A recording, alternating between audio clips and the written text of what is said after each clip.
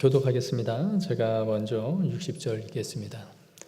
제자 중 여럿이 듣고 말하되 이 말씀은 어렵도다. 누가 들을 수 있느냐 한데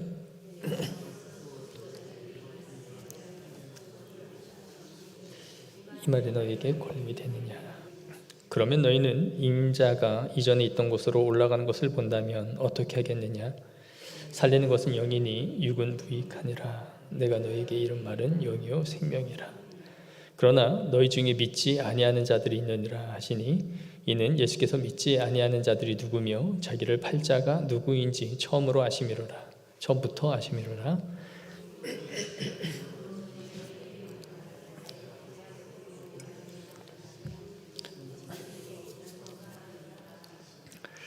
그때부터 그의 제자 중에서 많은 사람이 떠나가고 다시 그와 함께 다니지 아니하더라. 예수께서 12 제자에게 이르시되 시몬 베드로가 대답하되 주여 영생의 말씀이 주께 있사오니 우리가 누구에게로 가오리이까. 우리가 죽는 하나님의 거룩하신 자인 줄 알고 믿었나이다. 예수께서 대답하시되 내가 너희 12를 택하지 아니하였느냐. 그러나 너희 중에 한 사람은 마귀니라 하시니 이 말씀은 가롯 시몬의 아들 유다를 가리킴이시니라. 그는 12열 중에 하나로 예수를 팔 자로라. 아멘.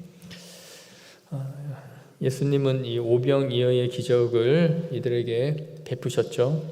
그렇지만 이들은 예수님의 정체성이 무엇인지를 전혀 알지 못합니다. 예수님은 분명하게 이 기적을 베푸신 그 의미가 무엇인지를 이들에게 계속 말씀해 주시죠. 나는 모세가 너희에게 내린 그 광야의 만나와 같지 않고 하늘의 생명의 떡이다. 그러니 나를 먹고 마셔라. 그러면 배에서 생수의 강이 넘쳐나고 또 목마르지도 않고 줄이지도 않을 것이다 라는 그 의미를 계속해서 말해주죠. 그러면서 53절에 인자의 살을 먹지 아니하고 인자의 피를 마시지 아니하면 너희 속에 생명이 없다라고 말씀하세요. 이러한 예수님의 말씀을 듣는 사람들은 어리둥절하고 있는 게 분명합니다. 도대체 이게 살을 먹는다는 게 뭔가? 사람의 인육을 먹는다는 건가?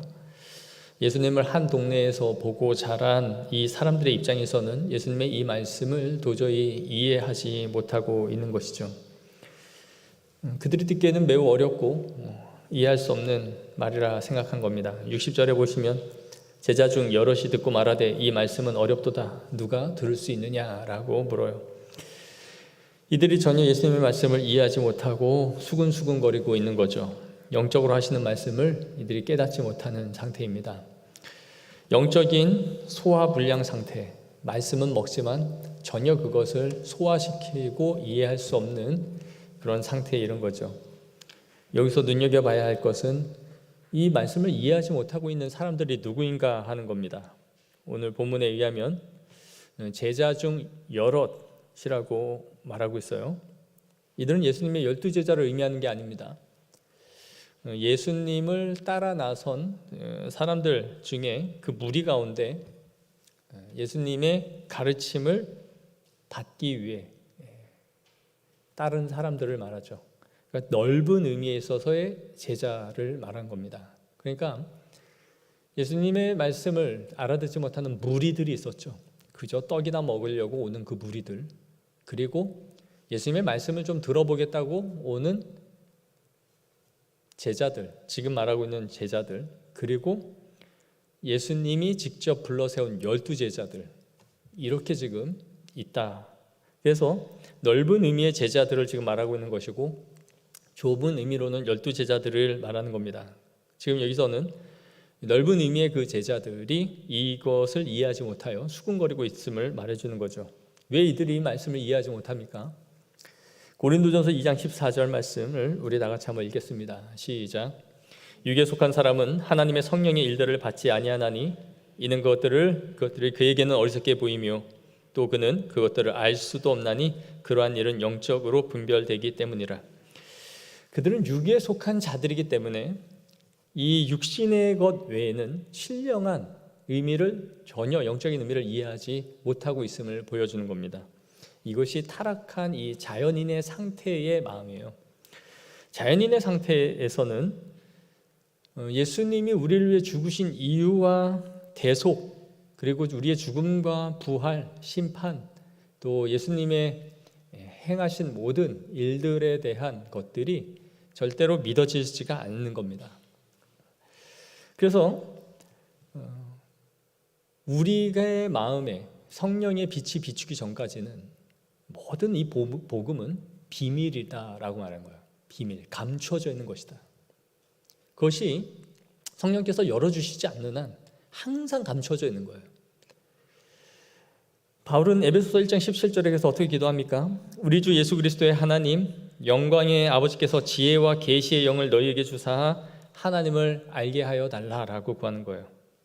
그래서 우리는 하나님의 말씀을 깨닫게 하시는 성령의 도움을 항상 구해야 되는 것입니다. 말씀을 읽을 때나 들을 때나 우리의 이 지성을 열어주셔서 주님, 우리 안에 성령의 역사하심으로 말미암아 하늘의 신령한 것들을 이해할 수 있게 하여 달라라고 구해야 되는 거예요. 그래서 복음을 아무리 전해도 자연인의 상태에서는 어떤 말씀도 그들은 받아들일 수가 없는 겁니다. 기껏 들어야 윤리적 도덕적인 의미로 듣겠죠. 아하, 착하게 살라는 거구나.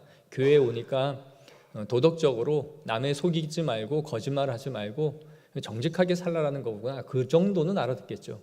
그러나 구원에 이르는 진리에 있어서는 절대로 깨닫지 못하는 겁니다. 그래서 성령님께서 우리에게 지혜와 계시의 영이 얼마나 중요한 것인지를 말씀해 주고 있는 거죠. 이렇게 수군거리는 것을 예수님이 아시고 물으십니다. 이 말이 너희에게 걸림이 되느냐? 이 가르침이 너희를 걸려 넘어지게 하고 있느냐라고 묻는 것이죠. 문자적으로는 덫에 걸리게 하다, 함정에 빠뜨리다라는 의미예요. 이 말씀이 너희를 덫에 걸려지고 함정에 빠지게 하고 있느냐라고 물으신 거죠. 처음에는 그들도 제자가 되어보겠다라고 큰 꿈을 안고 이 과정에 들어섰지만 끝까지 이 길을 걸어가지 못하고 걸려 넘어지는 것이죠. 그래서 예수님은 우리가 걷는 이 길을 뭐라 하십니까? 좁은 문이라고 말씀하시죠. 좁은 문으로 가라. 멸망으로 인도하는 문은 넓고 크지만 우리가 가는 길은 너무나 좁고 협착한 길임을 말씀합니다. 그래서 얼마나 좁은 문이냐? 낙타가 바늘귀에 들어가기에도 어려울 만큼의 좁은 길이다. 우리나라가 전투기 조종사가 되기 위해서 한 해 지원을 받으면 8,000명에서 13,000명 정도가 공군 파이럿이 되기 위해서 지원을 한다라고 해요. 여기에서 몇 명이 선발되느냐? 40명에서 70명이 1차로 선발되고 나머지가 다 떨어집니다. 그럼 최종적으로 전투기를 몰 수 있는 조종사는 몇 명이 되는 걸까요? 약 3명에서 7명이 전투기를 몬다라 그래요. 그러니까 합격할 수 있는 확률은 0.5%에서 1%만이 이 관문을 통과하는 거죠. 수많은 조종사가 되는 과정에서 다 탈락하고 마는 겁니다. 누구라도 파일럿이 되고 싶은 큰 꿈을 안고 조종사가 되겠다라고 지원을 하지만 그들이 다 되는 것이 아닌 거죠. 그럼 그 중에서도 최고의 조종사를 뽑는 탑건은 어떤 삶이 되는 걸까요? 그 조종사들 중에서도 1%가 탑건이 되는 겁니다. 0.5%에서 1%를 뽑고 그 1%에서 다시 1%가 최고의 조종사인 탑건의 명예를 안게 된다는 거죠. 전체로 보면 0.005%가 탑건이 된다. 그러니 이 탑건의 가치가 얼마인지 아시겠습니까? 이 탑건 하나를 키우기 위해서 수십억을 쏟아내야 탑건이 나오는 거예요. 그러니까 비행기 사고가 나도 전투기는 폭파해서 없어져도 되는데 조종사는 살아남아야 되는 거예요. 그게 더 비싼 가치란 말이죠. 그 한 사람을 키워내는 데까지 든 비용과 공이 어느 정도냐. 우리가 제자가 된다, 좁은 문으로 들어간다는 걸 한번 생각해 보면 어떨까요? 우리가 제자가 되겠다 시작은 할 수 있습니다. 그러나 제자가 된다는 것은 참된 성도가 된다는 의미입니다. 가방 덜렁덜렁 들고 주일이면 교회 가겠다라고 와서 앉아있다가 꾸벅꾸벅 졸든 뭘 하든 그렇게 가는 그러한 삶을 여기서 제자라고 말하는 게 아니에요. 정말 참된 성도의 의미라면 이것은 정말 얼마나 좁은 것일까요? 처음에는 교회를 가겠다고 시도를 해볼 수 있지만 구원에 이르는 믿음을 갖고 참된 성도가 되어 나의 온 모든 삶을 하나님께 집중한 삶을 살아보겠다라고 하나님 앞에 다짐하며 걸어가고 있는 성도들은 얼마나 있을까요? 야심차게 시작은 해볼 수 있지만 신앙생활을 하면서 걸려 넘어져서 신앙을 중도에 포기하는 사람들이 수없이 많은 겁니다. 그래서 예수님은 마태복음 11장 6절에 누구든지 나로 말미암아 실족하지 아니한 자는 복이 있도다 라고 말씀하세요. 사역을 하면서 수많은 사람들이 중도의 신앙을 포기하고 실족하여 넘어지는 것을 보아왔고 보고 있습니다. 정말 우리가 그냥 교회에 적을 올린 그런 거 말고요, 그런 사람이 되려는 거 말고요, 그냥 나는 어느 교회 성도다, 교회 다닙니까? 예, 다녀요. 그런 대답, 종교조사를 할 때 당신의 종교가 뭡니까? 기독교라고 여기다가 체크하는 거 말고요, 제자, 내 온 삶을 하나님 앞에 포커싱하여 살아가고 있는가? 그렇다면 정말 이 길은 좁은 길이 아닐까요? 우리가 뭐 몇백만 성도니 어쩌니, 한국 교회에서 600만 성도, 그러니까 뭐 교회 가는 사람들 다 천국 가니 맞네. 제가 볼 땐 그렇지 않은 것 같아요. 목회자나 성도나 주님을 기쁘시게 하는 것에 온 삶을 과연 맞추고 살아가는 성도가 얼마나 있을까요? 그러므로 우리는 자신의 신앙생활의 동기가 무엇인지를 시험해 봐야 되는 겁니다. 나는 왜 예수를 믿는가? 그 이유를 점검해야 되는 거죠. 예수를 믿어 구원을 받아야 되겠다는 절박함이 나에게 있는가? 이 길이 생명의 길임을 알기에 내가 이 길을 걷고 있는가? 이민 목회가 힘들다라는 말을 목회자들에게 듣곤 해요. 그 이유는 외국에 나가면 신앙생활을 하지 않던 사람들도 이민을 가자마자 전부 다 교회를 찾아가기 때문입니다. 외국에 가면 일단 외롭고 아는 사람 하나 없기 때문에 어디 가서 자신을 도와줄 만한 사람들을 찾는다는 것 쉽지 않죠. 그러니 사람들이 교회로 몰려드는 거죠. 그래서 그들에게는 교회가 신앙의 공동체라기보다는 하나의 커뮤니티, 내가 정보를 얻고 필요한 도움을 쉽게 얻을 수 있는 곳이 교회가 돼버리는 거죠. 교회 공동체에서 정착하는 사람들에게 도움을 주는 것 잘못된 게 아니죠. 성도가 성도에게 당연히 도움을 줄 수 있죠. 그러나 도움을 주는 교회가 문제가 아니라 그들의 신앙의 동기가 예수님을 믿어 구원에 이르고 내 삶을 하나님 앞에 드리는 데에 맞춰진 것이 아니라 나의 삶의 도움을 얻기 위한 수단이 신앙이 되어버린 것이 문제죠. 그 안에서 벗어나지를 못한다는 겁니다. 그래서 그들이 더 나은 신앙으로 성장해가는 것이 아니라 교회라는 울타리 안에서 서비스를 이용하는 소비자가 되어서 적을 두고 그냥 있는 것이죠. 그러니 하나님을 향한 섬김과 헌신으로 나아가는 성도들이 없다라는 거예요. 우리는 교회를 사업을 위해 인맥을 넓히는 수단으로도 얼마든지 사용할 수 있습니다. 습관에 따라도 올 수 있죠. 그리고 사람을 사귀고 취미 활동을 할 수 있는 곳으로도 교회를 이용할 수 있습니다. 그러나 이러한 것들이 더 이상 자신에게 채워지지 않고 뭔가 유익이 없다라고 생각될 때에 거기서 멈춰버리는 것이죠. 누구라도 제자로 시작은 할 수 있습니다. 그러나 모두 참된 제자가 되는 것은 아니죠. 또한 나의 이해관계에 의해서 말씀에 걸려 넘어지는 일들이 벌어집니다. 보편적으로 누구에게나 하는 말씀이지만 자신이 그 말씀대로 살아가지 않고 그 말씀이 자신에게 부딪힐 때 자신에게는 그 말씀이 걸림이 되고 죄책감이 드는 거죠. 내가 먹기에는 쓰고 부담스러운 말씀을 받을 수 없으니 쳐내버리는 겁니다.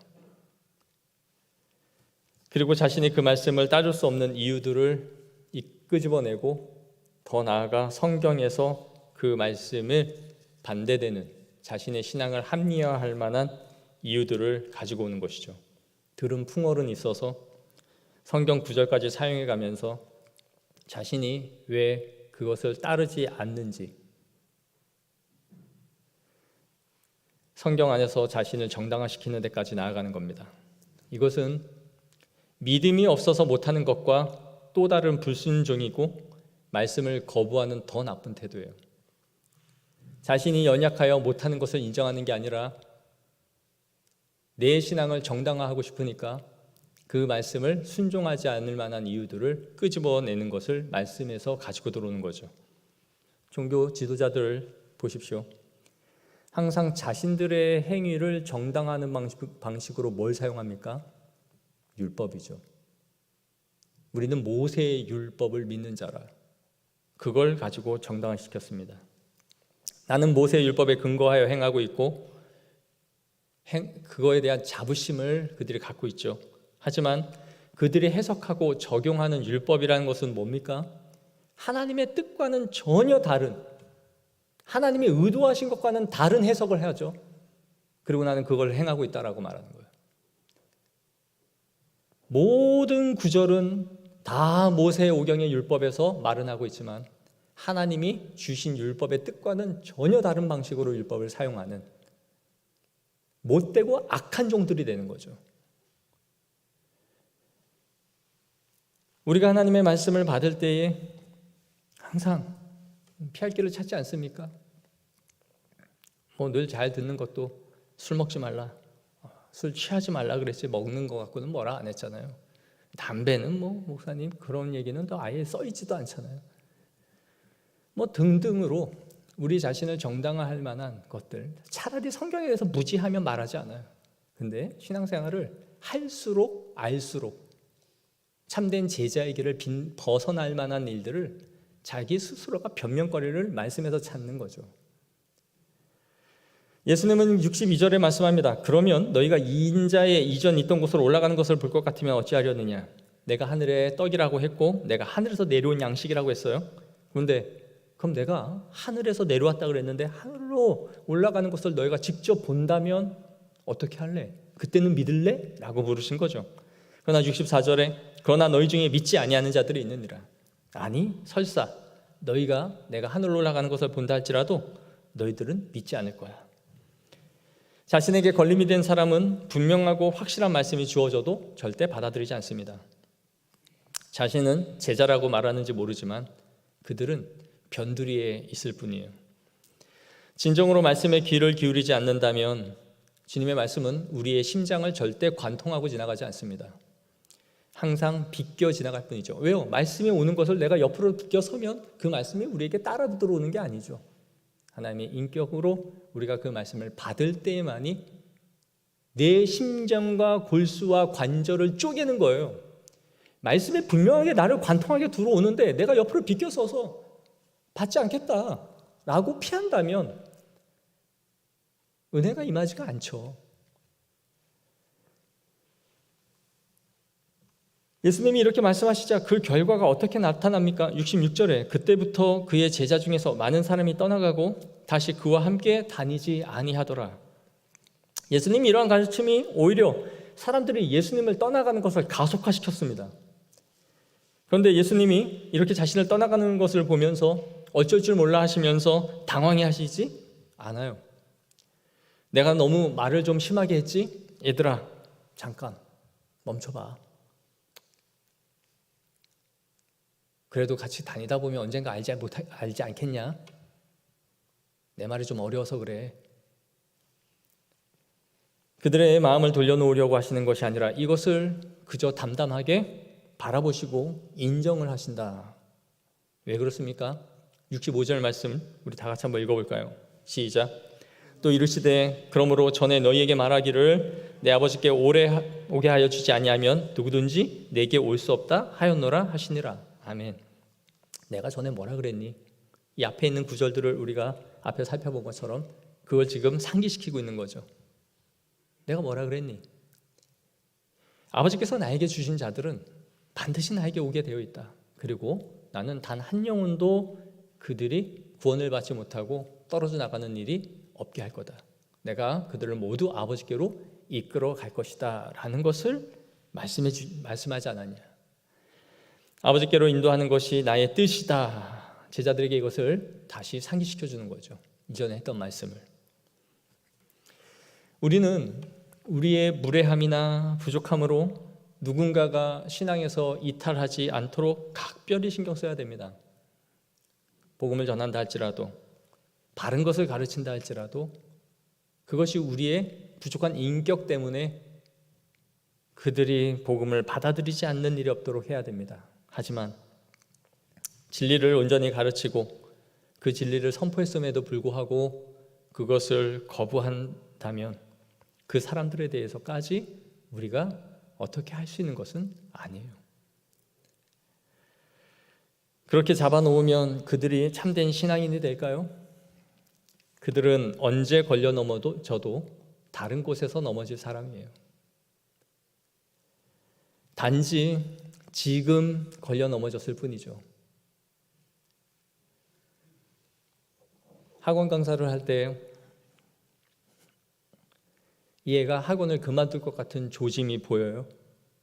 그러면 원장님이 면담 좀 잘하고 신경 좀 쓰고 부모님이랑 전화 좀 하고 하라고 해요. 그럼 영락없이 그냥 저 공부 혼자 할래요? 이런 애들이 있단 말이에요. 그럼 학원은 한 명이라도 잡아서 돈이 돼야죠. 몇십만 원인데 그럼 얘야 너 혼자 하면 공부 망쳐, 시험 못 봐, 온갖 협박, 응? 감언이설로 붙잡아 놓죠. 얼마나 갈 것 같아요? 딱 3개월 갑니다. 갈 놈은 간다. 말해서 한두 달 늘려놓을 수는 있지만 공부하기 트고 자기가 마음 접은 애는 간단 말이에요. 신앙도 그렇습니다. 뭐 잡아놓고 설득하고 그래도 하나님께서 부른 자 아니면 인간적으로는 고리에 달랑달랑 걸려있는 것 같아도 간단 말이에요. 자기의 이해관계에 따라 뭔가 얻으려고 왔다 한 사람들은 결국 간죠. 신앙생활을 하면서 누군가가 건들지 않아서 문제라는 인식을 전혀 못하는 경우들이 있습니다. 그런데 성경적으로 무엇이 잘못되었는지 자신의 삶에 지적받고 나니 본색을 드러내는 경우들이 있죠. 그리고 불같이 화를 냅니다. 아무도 그전까지는 자기를 건든 적이 없고 내 신앙에 대해서 가타부타 말을 한 적도 없어요. 그런데 누군가가 자신의 신앙에 대해서 이것은 성경적으로 옳지 않다라는 것을 말을 하면 튕겨져 나가요. 나는 이제까지 신앙생활을 수십 년을 해왔는데 왜 내가 뭘 잘못했다고? 여러분 종교 지도자를 한번 보십시오. 한 번도 그들의 권위에 도전을 하거나 시비를 건 사람이 있었습니까? 없었어요. 내가 율법이다라고 말하면 서기관들이 말하면 그게 법이에요. 그런데 예수님이 오셔서 성전을 다 때려 엎으시거든요. 발로 다 걷어차고 다 내쫓고 강도의 구려라고 소리를 막 질러대고 네가 무슨 권위로 우리한테 이러느냐. 그렇게 그들의 권위에 대해서 도전을 하자 그들이 뭘 생각해요? 저거 죽여야 되겠다. 그게 종교 지도자들의 한 방식이잖아요. 가만히 뒀을 때는 지들의 신앙이 제일 좋은 거죠. 그런데 결국 뭐가 문제인지를 지적받으니까 죽여야 되겠다는 거예요. 이것이 참된 성도와 거짓된 성도의 차이입니다. 참된 성도는 그 앞에서 엎드림과 회개로 나아가고 하나님의 택하지 않은 자들은 반항과 분노가 여기서 나오는 거죠. 힘 있는 권력자들은 예수님을 제거하려 하지만 오늘 본문의 제자들은 제자로 시작했던 이 사람들은 어떻게 합니까? 떠나가는 것으로 끝이 나요. 힘이 있으면 죽이는 거지만 힘이 없으면 자신이 떠나가는 것으로 끝을 내는 거죠. 적극적으로는 저항을, 소극적으로는 피하고 떠나는 겁니다. 내 싫으면 말지 뭐. 내가 굳이 뭘 따라가.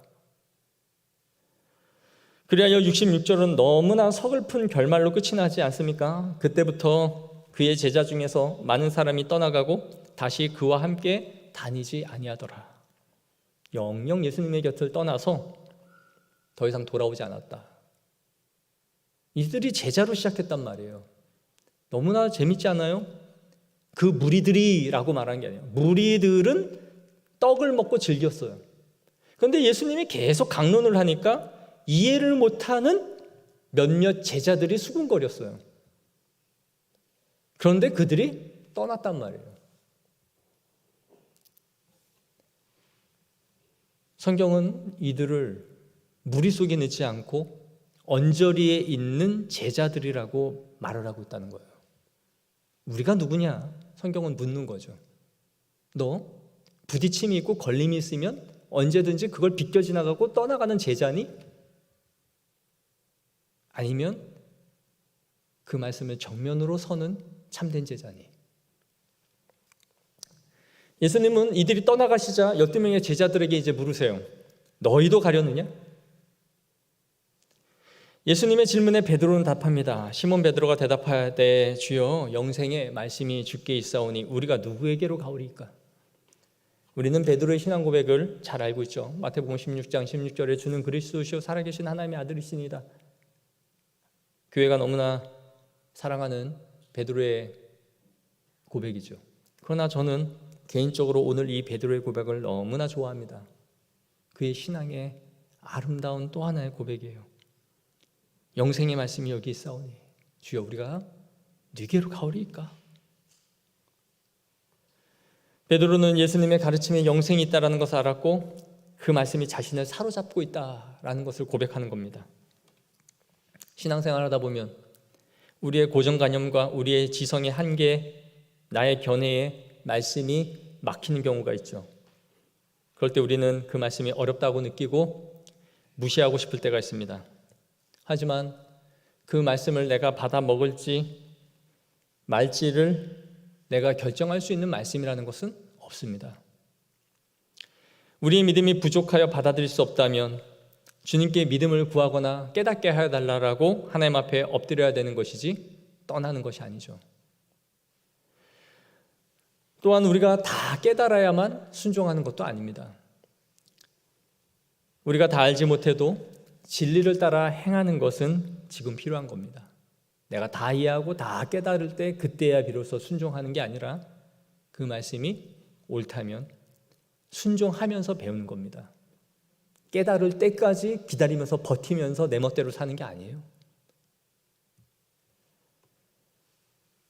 베드로의 고백은 첫째, 오직 주님만이 영생을 주실 수 있다라는 거죠. 주님만이 영생을 주시는 유일한 분이십니다. 둘째, 그렇기 때문에 나는 주님 외에는 다른 분을 찾지 않을 겁니다.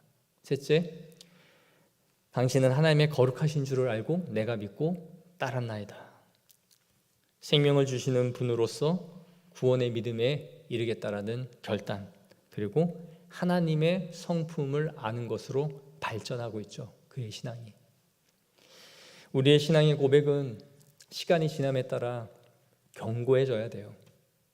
교정을 받고 말씀이 계속 내 마음을 때려야 돼요. 두드리고 쳐서 적으로 쪼고 불에 넣었다 뺐다 담금질하고 또 망치질을 하고 다시 물에 담겨지고 그 과정이 아프고 괴롭지만 그것을 반복함으로 한 명의 순결한 성도가 태어나는 거예요. 이것을 우리는 감사하고 즐거워할 수 있는 성도들이 되어야 되는 거죠. 오늘 말씀은 두 부류를 극명하게 나누고 가속화시키는 것을 보여주죠. 한 그룹은 예수님의 가르침을 듣다가 떠나가는 사람들이고, 또 다른 그룹은 예수님을 굳게 따르겠다라고 고백을 하며 참된 제자가 되는 사람들입니다. 예수님의 가르침은 이 구분을 더욱 심화시켜가고 있는 것을 요한복음은 계속 보여줘요. 떠나는 무리와 하나님께 있는 무리, 하나님이 택하신 자들이 떠나지 않고 그를 붙잡고 있음을 보여주죠. 그러면서 이 단락에 두 번의 의미심장한 말씀을 하십니다. 64절에 그러나 너희 중에 믿지 아니하는 자들이 있느니라 하시니 이는 예수께서 믿지 않는 자들이 누구며 자기를 팔 자가 누구인지 처음부터 아심이로라. 70절 예수께서 대답하시되 내가 너희 12를 택하지 아니하였느냐 그러나 너희 중에 한 사람은 마귀니라. 예수님을 믿지 않는 자와 자기를 팔 자를 지금 묶어서 말씀하시죠. 믿지 않는 자 그리고 자신을 파는 자가 있다. 그리고 그 팔자가 누구냐? 71절에 구체적으로 이 말씀은 가롯 시몬의 아들 유다를 가리키심이라. 유다는 예수님을 따라 공생의 기간을 함께했고 수많은 기적을 옆에서 체험했으며 예수님이 강론하실 때에 그 말씀을 들었던 사람입니다. 그러나 끝까지 참된 제자가 되지 않은 인간이죠. 앞에서 수근수근거리던 제자들은 떠나갔어요. 예수님의 12명의 측근들은 예수님의 베드로의 고백에 따라 생명의 말씀이 여기 있사오매 우리가 누구에게 가오리이까 따랐습니다. 그런데 그 12명 중에서도 한 명은 끝까지 참된 제자가 되지 않았다. 그는 마귀라요. 디아블로스. 마귀의 행위를 한 그런 의미에서 유다는 이 시대에 하나님을 버린 자들의 대표입니다. 유다는 처음에 기독교의 매력을 가질 수 있었고 예수님의 가르침의 첫 발을 함께 내디뎠지만 제자가 되지 않은 이 시대의 수많은 사람들의 대표가 바로 유다예요. 이 시대 유다의 뒤를 따르는 추종자들이 얼마나 많이 있습니까? 이 시대의 수많은 사람들이 자신의 유익에 따라 예수님을 팔아버리죠. 신앙을 버리는 겁니다. 믿음을 버린 게 아니라 그것은 곧 예수를 판 겁니다. 무리는 그저 배고픔을 채우려고 예수님을 따라왔지만 유다는 돈 때문에 예수님을 따랐죠. 그의 마음은 도적이라 그랬습니다. 돈을 사랑하는 자라고 했어요. 이 시대에 얼마나 많은 사람들이 유다의 길을 따라 걸어갑니까? 자신의 지위, 더 나은 삶, 사업상의 인맥, 사람의 인정을 위해 교회를 이용하면서 예수님을 쫓는 척하는 제자들이 있을 수 있습니다. 하지만 성경은 우리에게 오직 두 가지 구분 외에는 가르쳐주지 않습니다. 바로 예수님을 쫓는 참된 제자인가 거부하고 떠나는 유다의 후손들인가 두 구분만을 우리에게 남겨둘 뿐이죠. 교회 공동체 안에 언제나 가룟 유다 같은 사람들이 있다라는 것으로 인해 실족하지 마십시오. 그들은 예수님 곁에도 그런 자들이 있었다. 그러니 그들을 보고 실망할 필요는 없습니다. 또한 예수님의 가르침도 버렸는데 왜 우리의 말을 다 따르고 순종할까요? 그런 의미에서 진리를 가르치고 따르지 않는 자들에 대해서 저는 실망하지 않겠다라고 다짐해요. 그래, 마지막 때에 그가 참된 제자인가 아닌가 하는 것은 주님 앞에서 우리가 드러나겠지. 주님도 부인하고 버리고 주님의 가르침에도 쑥덕거리고 바울이 와서 복음을 전해도 돌을 던졌는데 하물며 우리 같은 사람이 하나님의 말씀을 전한다 하여 그것을 다 쭉쭉 빨아먹고 받아들이고 맞습니다, 순종하겠습니다 라고 할 수 있는 사람들이 왜 모두가 되겠는가? 진리는 제자로 따르고자 하는 사람들에게 더욱 참된 제자로 만들어가지만 언저리에 있는 자들에게는 그 말씀이 그들을 걸려 넘어지게 할 뿐이죠. 말씀이 너무 날카롭고 너무 예리하고 우리에게 너무 직격탄과 같은 말씀이기 때문에 교회를 떠나는 게 아닙니다. 제자가 아니기 때문에 가는 것이고 주님이 우리에게 그들을 택하지 않았기 때문에 그 말씀이 양약이 되지 않는 것이죠. 오늘 본문은 우리에게 이 질문을 던지는 겁니다. 당신의 기대와 욕구가 충족되지 않을 때에도 당신은 주님을 믿고 따르겠는가라는 것이죠.